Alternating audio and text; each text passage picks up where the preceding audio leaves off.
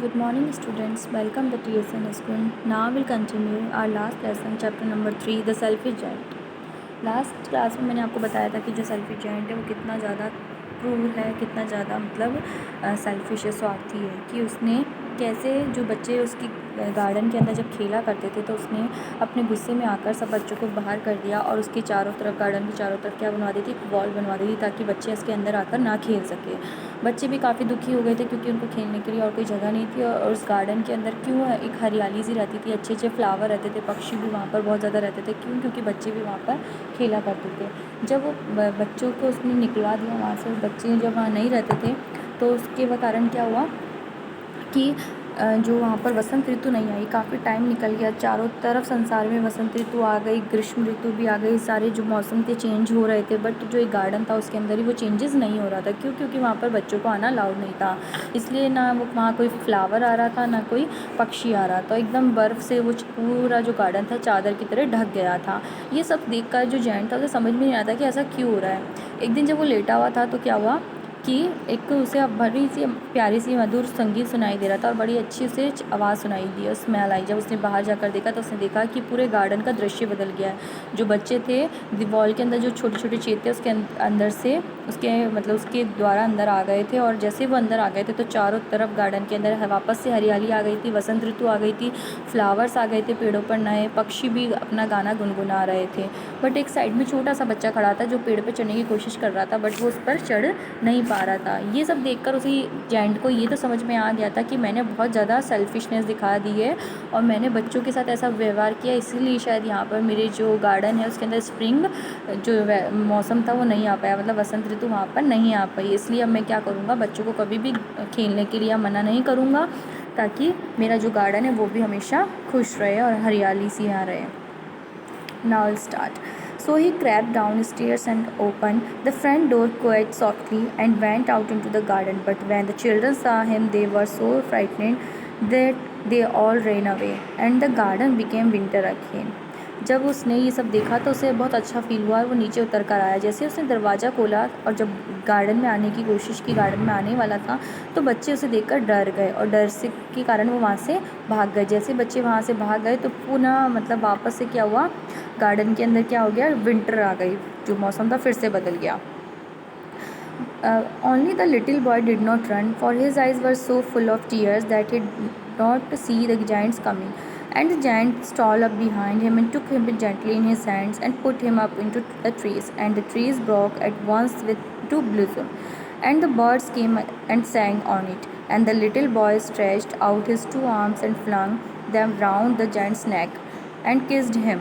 जब क्या हुआ, एक छोटा सा जो बच्चा था जो रो रहा था वो वहाँ से नहीं भागा। क्यों? क्योंकि उसकी आंखों में इतना धुंधलापन आ गया था आंसुओं के कारण कि उसे दिखाई नहीं दे रहा था कि जैंट उसकी तरफ आ रहा है। और जब जैंट आया तो उसके पीछे आकर उसे प्यार से उसने उठाया अपने हाथों में और उसे ट्री पर बैठा दिया। और ये देखकर सारे जो ट्रीज़ थे उसके ऊपर फिर से क्या हो गया, फ्लावर्स आ गए और बर्ड्स जो थे अपना गाना गाने लगे। और जो बॉय था उसने उसे गले से लगाया जैंट को और उसके नेक पर एक किस किया। And the other children, when they saw that the giant was not wicked any longer, came running back, and with them came the spring. It is your garden now, little children, said the giants, and he took a great axe and knocked down the wall. And when the people were going to market at 12 o'clock, they found the giant playing with the children in the most beautiful garden they had ever seen. और दानव ने क्या, जब ये सब बच्चों ने देखा बाहर वाले कि ये ना जो दानव है वो तो एकदम चेंज हो गया है, अब तो वो गुस्सा कर ही नहीं रहा है।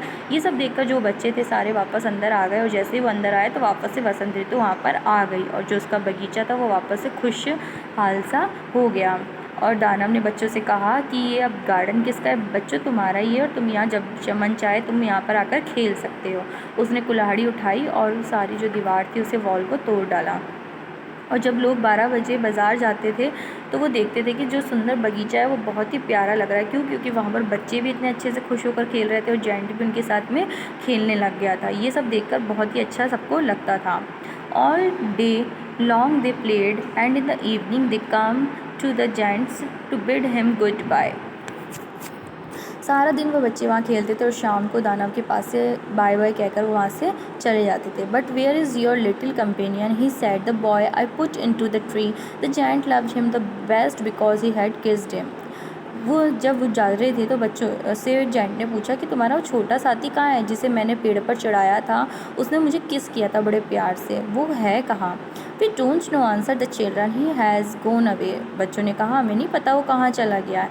You must tell him to be sure and come tomorrow, said the giant. But the children said they did not know where he lived and had never seen him before and the giant felt very sad. जो giant था उन्होंने giant ने बच्चों से कहा कि जब तुम कल आओगे तो उस बच्चे से कहना कि वो कल तुम्हारे साथ ज़रूर से यहाँ पर आए। क्यों? क्योंकि मुझे उससे मिलना है। और वो यहाँ आए तो बच्चों ने कहा कि हमें तो पता ही नहीं है कि वो कहाँ रहता है, क्योंकि हमने भी उसे क्या देखा था, यहाँ पहली बार ही देखा था और हमें नहीं पता कि वो कहाँ रहता है। ये बात सुनकर जायंट को बड़ी उदासी सी छा गई। Every afternoon when school was over the children came and played with the giant, but the little boy whom the giant loved was never see again. The giant was very kind to all the children, yet they longed for his little friend and often spoke of him. How I would like to see him, he used to say. जब दोपहर का समय होता और जब बच्चे सारे school से घर जाते तो वो ना गार्डन के अंदर खेलने आते और डेली वो गार्डन के अंदर खेला करते थे दानव के साथ भी। और जो जायंट था वो भी बड़े प्यार से बच्चों के साथ खेलता था, बट वो उसे बड़ा मिस करता था उस छोटे से बच्चे को, क्योंकि उससे उसको एक अलग सा अटैचमेंट हो गया था और वो उसे दोबारा दिखाई भी नहीं दिया था। जो बगर जायंट था उसकी जो मतलब बच्चों से एक तरह की दोस्ती हो गई थी और वो उनसे मिलकर बहुत ज़्यादा खुश होता था। Years went by and the giant grew very old and feeble. He could not play about anymore, so he sat in the his armchair and watched the children at the games and admired his garden. I have many beautiful flowers, he said, but the children are the most beautiful flowers of all. जो giant था उस काफ़ी मतलब years बीतते चले गए और जो दानव था वो थोड़ा सा बूढ़ा हो गया और कमज़ोर भी हो गया। उसकी हिम्मत नहीं रही कि वो बच्चों के साथ खेल सके, इसलिए वो क्या करता अपनी आराम वाली कुर्सी पर बैठकर बच्चों को खेलते देखता रहता और उन्हें देखकर काफ़ी खुश होता था। उसे काफ़ी अच्छा फील होता था कि जो मेरे बगीचे के अंदर बहुत सारे फ्लावर तो हैं, मगर उन फ्लावरों की जो वजह है वो क्या है, ये सारे बच्चे हैं और ये बच्चे उन फ्लावर से भी ज़्यादा सुंदर है। ये चीज़ वो फील करता था। One winter morning he looked out of his window as he was dressing. He did not hate the winter now, for he knew that it was merely the spring itself and that the flowers were resting.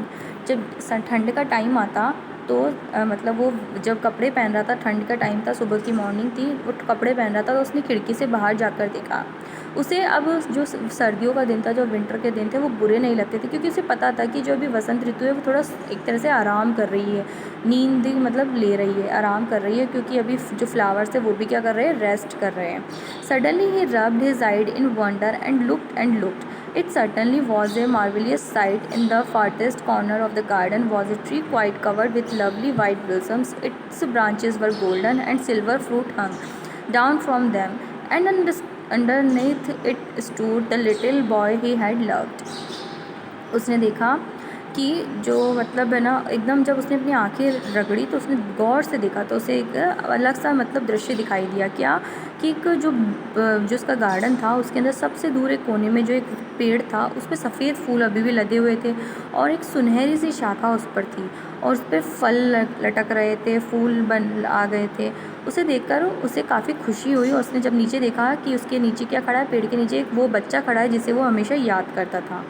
Downstairs ran the giant in great joy and out into the garden. He hastened across the grass and came near to the child, and when he came quite close his face grew red with anger, and he said, Who had dared to wound thee? For on palms of the child's hands were the prints of 2 nails, and the prints of 2 nails were on the little feet. दानव खुशी से दौड़ता हुआ सीढ़ियों से उतरकर भागा और गार्डन के अंदर पहुंच गया। जब वो गार्डन के अंदर पहुंचा तो उसने जल्दी से दौड़ के वो उस बच्चे के पास गया और उसके पास जाकर बोला। गुस्से से लाल हो गया था जायंट, क्योंकि उसे बहुत बुरा लग रहा था कि इतने दिनों से वो बच्चा क्यों नहीं आ रहा था। उसने उससे कहा कि तुमने मुझे बहुत चोट पहुँचाने की साहस किया, मतलब चोट से मतलब बहुत ज़्यादा हर्ट किया है, तुम इतने दिन से कहाँ थे और क्यों नहीं आ रहे थे।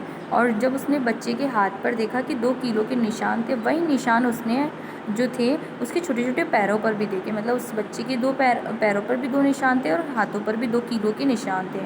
Who had dare to wound thee, cried the giant, tell me that I may take my big sword and slay him. उसने कहा ये तुम्हें किसने किया है, किसने तुम्हें मतलब चोट पहुँचाई है, किसने तुम्हें घायल किया है, मुझे बताओ ताकि मैं उस विशाल तलवार से उसका कत्ल कर दूँ, उसे मार डालूँगा जिसने तुम्हें मतलब तुम्हारे साथ बुरा किया है, तुम्हें हर्ट जिसने किया है उसको मैं क्या कर दूँगा, मार डालूँगा। नहीं, answer the child, but these are wounds of love. उसने कहा नहीं नहीं, मुझे किसी ने नहीं मारा, ये तो प्यार के चिन्ह हैं। Who art thou, said the giant, and a strange awe fell on him, and he knelt before the little child. उसने कहा तुम कौन हो, दानव ने पूछा और उसकी तरफ देखता गया। छोटे बच्चे का सामने बैठकर मतलब घुटने पे बैठकर उसने बड़े प्यार से पूछा कि तुम कौन हो, तुम थोड़े से अजीब से दिख रहे हो, स्ट्रेंजर से दिख रहे हो मुझे। And the child smiled the giant and said to him, you let me play once in your garden, today you shall come with me to my garden which is paradise. बच्चे ने मुस्कुरा कर कहा कि तुमने मुझे एक बार अपने गार्डन में खेलने दिया था ना, आज तुम मेरे साथ मेरे गार्डन में चलो जहाँ क्या है, स्वर्ग है। पैराडाइज मीन्स स्वर्ग है, मतलब वो जो बच्चा था वो कहाँ से आया था, स्वर्ग से उसे लेने के लिए आया था। And when the children ran in the afternoon, they found the giants lying dead under the tree, all covered with white blossoms. और जब बच्चे शाम को दौड़कर गार्डन के अंदर आए तो उन्होंने सबने देखा कि जो दानव था उस वृक्ष के नीचे मृत पड़ा था, मतलब वो मर चुका था और उसके शरीर पर क्या थे, वाइट फ्लावर्स, जो वाइट ब्लॉसम थे उससे उसका पूरी बॉडी ढकी हुई थी, जैसा कि आपको पिक्चर में दिखाई दे रहा है। फाइनली क्या हुआ था, वो जो जायंट था जब वो पहले सेल्फिश था तब क्या हुआ था, उसके साथ में वैसा ही बुरा हुआ था, पूरा जो उसका गार्डन था सूख गया था। बट जैसे ही उसका बिहेवियर चेंज हुआ, उसने उस बच्चों के साथ में खेलना स्टार्ट कर दिया, बच्चों को अलाउड कर दिया, तो उसका जो गार्डन था वो भी हमेशा से खुश रहने लगा। और वो बच्चा एक तरह से क्या था, उसके लिए साइन था, जिससे उसको ये फ़ील हुआ कि सच में जो मेरी गलती थी उसके कारण जो मेरा सेल्फिशनेस था वो कितना बुरा कर रहा था, और उसने अपने आप के अंदर ये चीज़ें चेंज की। तो वो जो बच्चा था एक तरह से स्वर्ग से आया था उसे लेने के लिए, और उसकी फ़ाइनल डेथ उस टाइम आ चुकी थी। और जब इंसान अच्छा बन जाता है, अच्छे कर्म करता है, तो उसके साथ में हमेशा अच्छा ही होता है। So students, now this chapter is completed. So if you have any doubt regarding this, then note it down. We will discuss it in our next class, and all important question and word meaning everything I will share you in the next class, which you have to do in your notebook. Thank you.